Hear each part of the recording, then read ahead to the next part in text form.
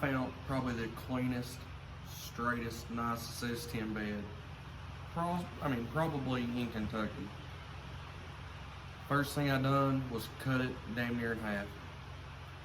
Cage comes out of the back of the truck, but under the bed rail, so I had to cut the whole front out in order to get the old bed off, new bed on. The intentions was to just basically take the top coat off of this bed, get it ready for paint.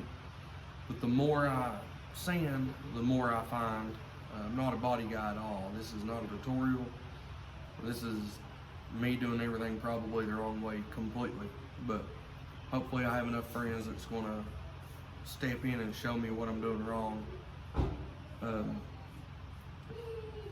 There's a lot of things on here that I'm finding that I didn't like, but you know, for the better part, this thing is pretty straight. I'm gonna show you that. Anyway, Bubby, look here at the camera. Say hi to the camera. So, for the better part, this thing is dead straight. The guy claimed it was rust free, and he wasn't really joking at all when he said that. But this was the only dent, and this was the only rust spot that we knew of. You know, this was all underneath the coating. I mean, you couldn't see it. It was underneath some Bondo. But what I found when I was sanding away on this side, which, you know, you can tell was fairly straight. There was a dent right here that had been filled. So if you look down the top of the bed rail, it was fairly straight too, but it needs some filler. And I'm no body man, but this thing is fairly straight for me, especially considering the color I'm going to paint it. But this is something I thought was pretty cool. So I had to cut the whole bed out in order to get the bed to slide on. But I was having some problems there and here because it was so flimsy. So I braced it across the top with a piece of aluminum angle. But then I took 2 pieces on each side. I don't know if you can see this one. And I just, the piece I cut out, I cut the front off where the support line is, bolted it back together. Now this thing is fairly rock solid. I wish I didn't have to put it back in there, but this is a great opportunity to show you what I got going on here. Transmission fluid comes into this cooler, loops back out, and I have an ice box right there for the trans, then it comes all the way back. So this thing, when I'm running, if I make them back-to-back passes,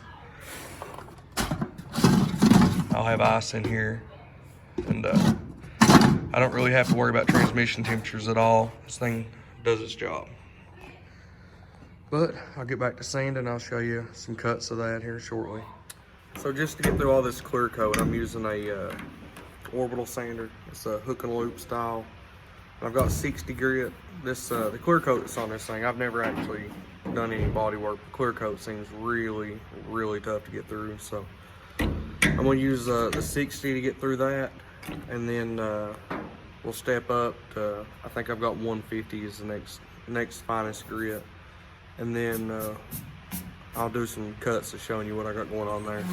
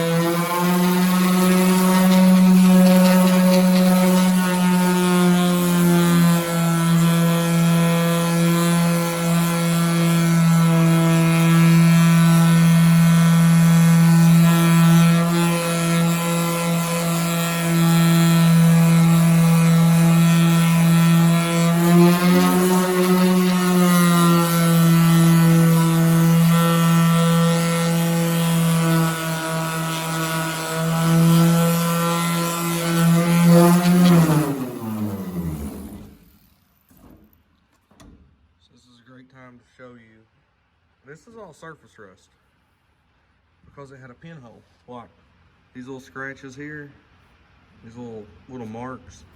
This thing has been setting out and it's developed all kinds of surface rust underneath that. So that is the crap that I'm dealing with. There's one little mark here, and I'm sure it's the same way there. I'm not going to bore you to death with a bunch of sanding, but what I will do is here in a minute when I have this whole bedside cut down, I'll come through and show you all the things I've found. It's quite amazing what you can find once you really start laying into something. And you know, I was aware of all these little spots, but like that spot, this spot, and a couple little dingers here, I had no idea about those little spots. But you know, that's the reason that I'm doing this. I'm doing it myself. I can't really trust too many people. You know, I know how people are. They would have sanded over it and not cared about the rust, laid some filler over it, primed it, and I'd never have known it. It's untelling how long it would have lasted, but I just want to do my best at getting rid of any issues that may come up later on. The truck ain't never going to look pretty anyways, you know. This was an old stereo truck back in the day. I had the whole back of it cut out, and I ended up taking a piece of aluminum, and you can see all the little rivets there. Riveted it down and covered the hole up. So I mean, it's never gonna look really pretty. Don't really care about that. I just want it all one color. This truck has been many different things throughout its past. For the air ride and then stereo and all this crap.